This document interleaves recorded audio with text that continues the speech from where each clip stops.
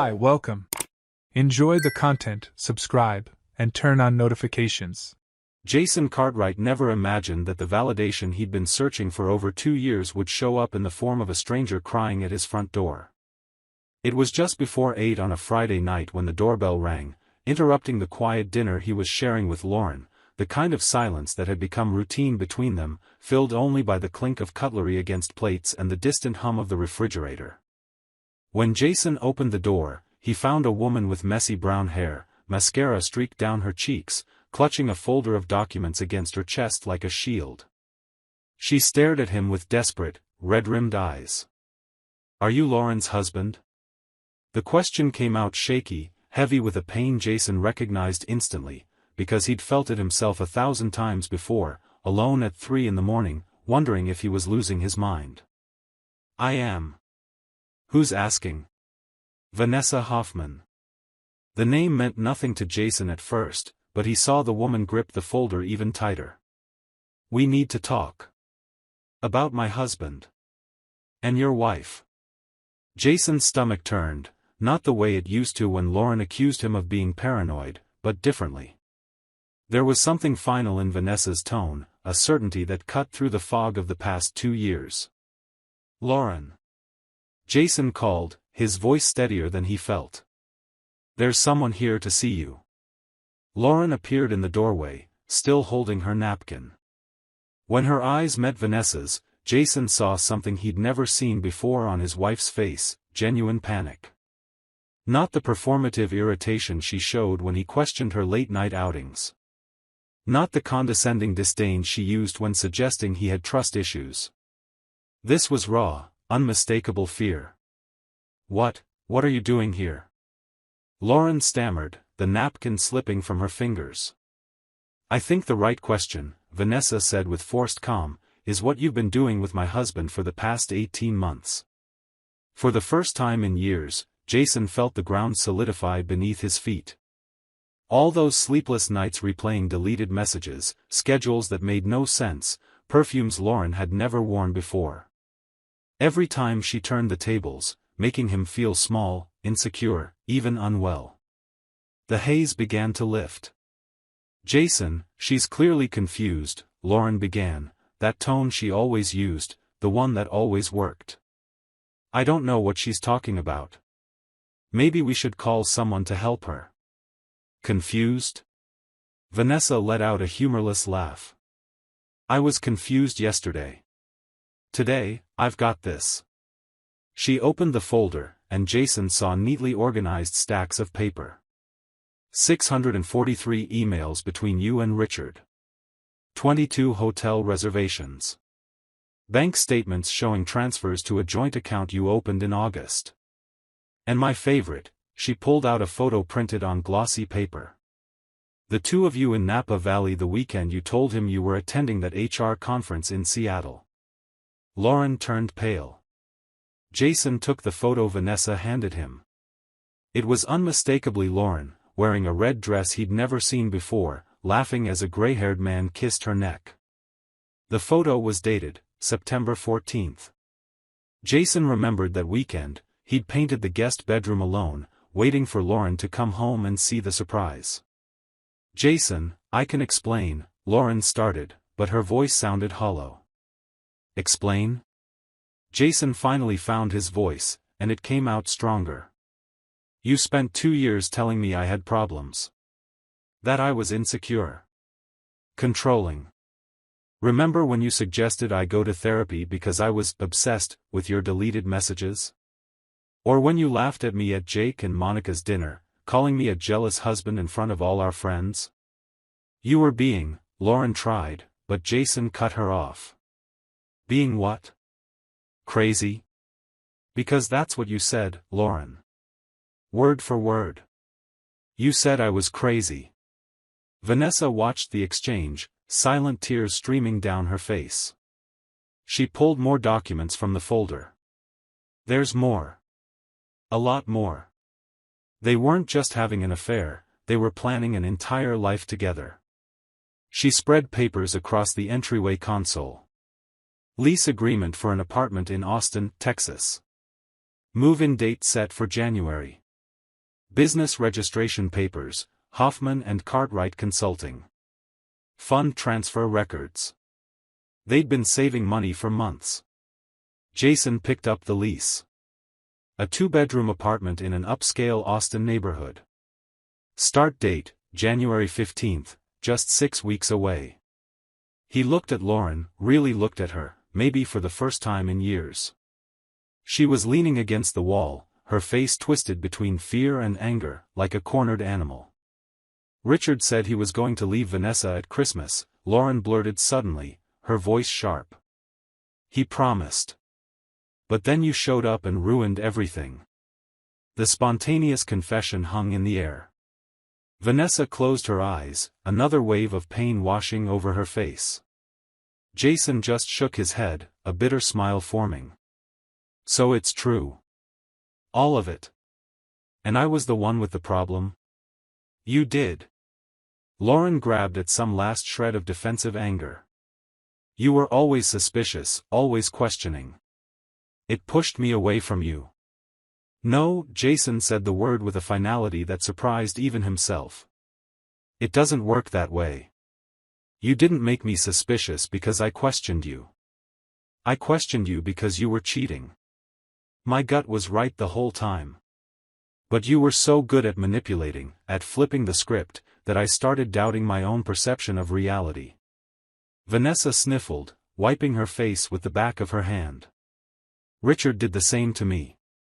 Made me feel paranoid, jealous. Until I found his second phone last night, hidden in his office drawer. You have a second phone? Jason asked Lauren, though he already knew the answer. Lauren's silence was confession enough. Where is it? Jason pressed. I don't have. Lauren. Where is it? She gave in, walking to her purse hanging on the hook by the door. From an inner pocket Jason had never noticed, she pulled out a pink-cased iPhone, different from her usual black one. Jason took the phone. No passcode. When the screen lit up, it showed an open text thread. The contact name at the top, R. Jason scrolled. Goodnight texts. Intimate, but not explicit, photos. Detailed plans about Austin. A message from 3 days ago made him stop, just 6 more weeks and we'll never have to pretend again. I love you so much it hurts. Can't wait to wake up with you every day, no more lies, no more hiding. You're everything to me. Lauren's reply, I love you too. Jason hasn't suspected anything lately. I stopped deleting messages and he didn't even notice. I think he's finally accepted it was all in his head. Makes things easier. Jason read the message aloud. Each word came out like ground glass. When he finished, Lauren was crying, but they were tears of self-pity, not remorse. How could you do this? Jason asked, his voice low. How could you look me in the eye, day after day, making me feel like the problem was mine, when all along you were planning to leave me for another man? I was going to tell you. Lauren weakly protested. After the holidays, I was going to. Tell me? Jason let out a joyless laugh. You were going to tell me? After 18 months of lying? After making me question my sanity? That's your generosity? Vanessa put the documents back in the folder, except for one thick envelope she handed Jason. Copies of everything. Emails, bank statements, photos, messages I recovered from Richard's phone backup. My lawyer said you'll need this for your divorce. Jason took the envelope, surprised by how heavy it felt in his hands. Validation in paper form. Proof he hadn't been crazy, not ever. What happens now? Lauren asked, her voice small. Vanessa answered first. I've already filed a complaint with HR, direct supervisor-subordinate relationships violate company policy. Richard's been suspended pending investigation. I'd guess you're in the same boat soon. Lauren's face turned gray. You can't, that'll ruin my career. Your career? Vanessa laughed, a harsh sound. You destroyed my 15-year marriage. I've got 3 kids at home who'll spend Christmas knowing their father's a liar. But sure, your career matters most. Jason placed the pink phone on the console beside the scattered photos. I want you to leave. Lauren blinked. What? This house. Now. Pack whatever you need for a few days and go wherever you want. But you can't stay here. Jason, this is my house too. Not for long. Jason already had his phone out, dialing. Hello, yes, I need an urgent appointment. Right, divorce matter. Monday morning works perfectly. No, I won't change my mind. Thank you. He hung up and looked at Lauren, at the woman he'd shared 12 years of his life with. The woman he'd met at a graduation party, who'd laughed at his bad jokes, who'd said yes when he proposed under the Rockefeller Center Christmas lights. That woman had vanished somewhere along the way, replaced by this stranger now staring at him with anger and desperation. You spent 2 years making me believe I was crazy, Jason said calmly. 2 years, Lauren. I doubted myself. Questioned my judgment. Wondered if I'd inherited my dad's issues, if maybe I was just naturally suspicious and needed to fix myself. You made me feel small, inadequate, unwell. I didn't mean to. But you did. Because it was easier than being honest. Easier than having the courage to say you wanted something else.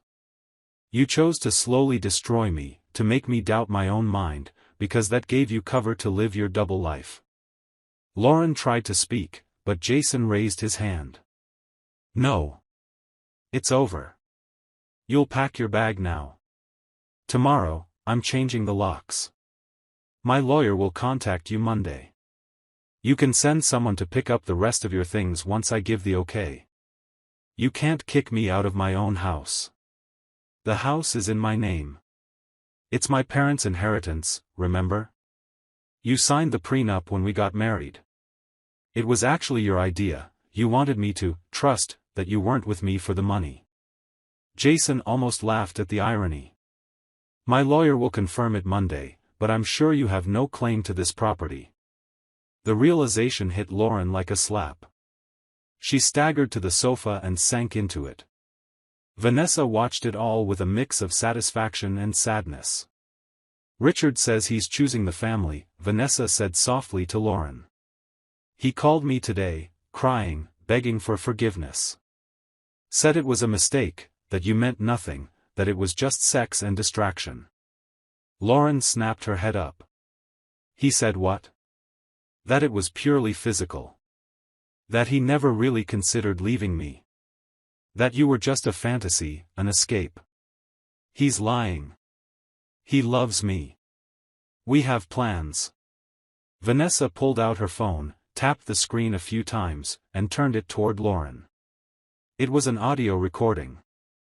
Jason heard a man's voice, desperate, Vanessa, please, you have to believe me. It was just sex. It meant nothing. I'd never actually leave you and the kids. Lauren was just a distraction. A mistake. Please don't destroy our family over one stupid mistake. Lauren's face crumbled.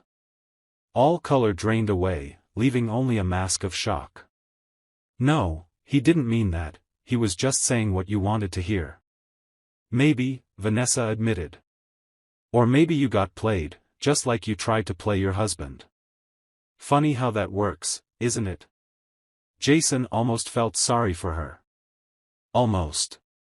But then he remembered all those nights awake, all the times she laughed at him, all the conversations where she turned friends against him, painting him as the problematic husband. You've got 15 minutes, Jason said. Gather your things and leave. Lauren looked at him, searching for any crack, any sign he'd given like he always had. But Jason had already crossed a bridge and burned it behind him. She saw it in his eyes. Without a word, Lauren went upstairs. Jason heard drawers opening, the scrape of a suitcase. Vanessa stayed in the living room, looking at the photos on the fireplace, Jason and Lauren in happier times. "I'm sorry for showing up like this," Vanessa said quietly. "But I needed her to know that I knew. And you deserve the truth."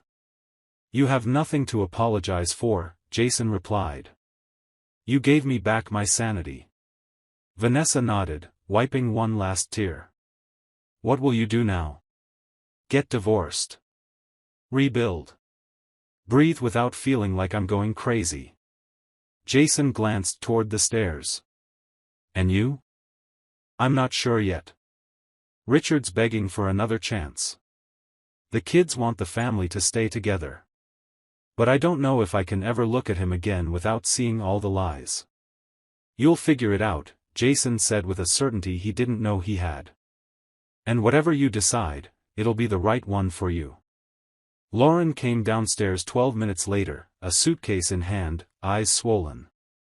She stopped at the door, looking at Jason one last time. "I really was going to tell you," she murmured. "It doesn't matter anymore." Jason opened the door. "Goodbye, Lauren." She hesitated, then stepped out into the cold November night. Jason watched her taillights disappear around the bend before closing the door. Vanessa picked up her bag. "My lawyer's excellent, if you need a referral." "Thanks. For everything." After Vanessa left, Jason stood alone in the silent house. He should have felt pain, devastation, rage. And he did feel all of that, but beneath it all was something stronger, relief. The validation of knowing he hadn't been crazy. That his instincts had been right.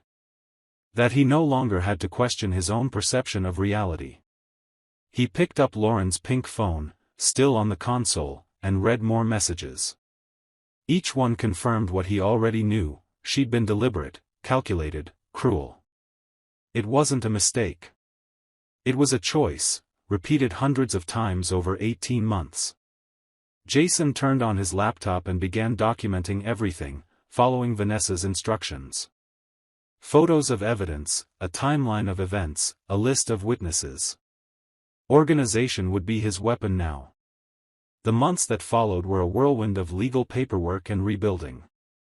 Lauren's company HR confirmed both she and Richard had been fired for violating corporate policy. Faced with the threat of a financially devastating divorce from Vanessa, Richard chose his family and cut all ties with Lauren. The Austin apartment was never occupied. The business they'd planned never existed. Lauren tried to contest the divorce, arguing she deserved a share of the house, but the prenup and the fact that the property was family inheritance protected Jason. The process wrapped up in 5 months, fast by normal standards, though each day felt like an eternity. Jason used that time to rediscover who he was without the constant gaslighting. He returned to activities he'd abandoned: morning runs, poker nights with friends, gardening projects. Every day without Lauren was a day he didn't have to question his sanity. 9 months after that fateful Friday, Jason was at the plant nursery picking out new species for his garden when he saw her. Lauren was in the culinary herbs section, looking smaller than he remembered. Her once perfect hair was pulled into a messy ponytail. She wore jeans and a plain t-shirt, so unlike the designer clothes she'd always favored. She saw him at the same moment. For a second, it looked like she might approach, but then she noticed the calm smile on his face, the ease in his posture, and seemed to understand. He'd moved on.